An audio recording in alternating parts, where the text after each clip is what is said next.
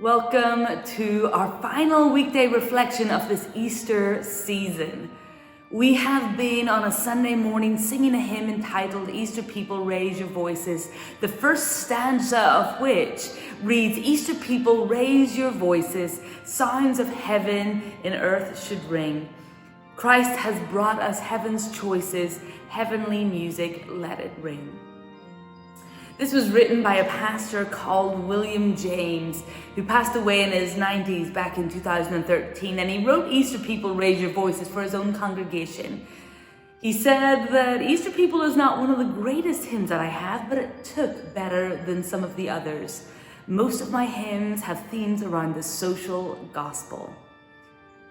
This theme has been really important for us as we've journeyed through the book of Acts, reading and finding out about people whose lives were impacted by the hope that the resurrection had on their lives.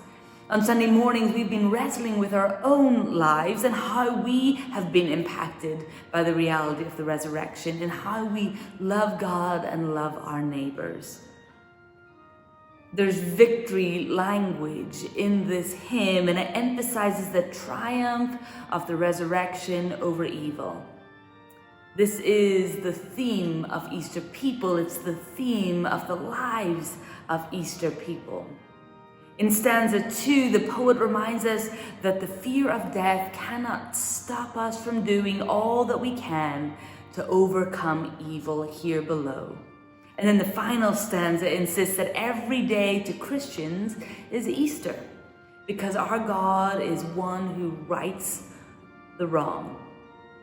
I've been grateful to share some of the voices of Easter people in our own congregation over the last couple of weeks. And as we move into Pentecost and into the ordinary season throughout summer, it is important for us to remember to raise our voices in every season. It is my prayer that your lives will be impacted by the absurd hope of the resurrection, that we will learn to not just love God, but to love our neighbors, in particular those who are most vulnerable. And in that way, you too can be an Easter person, raising your voice for the love and justice of all.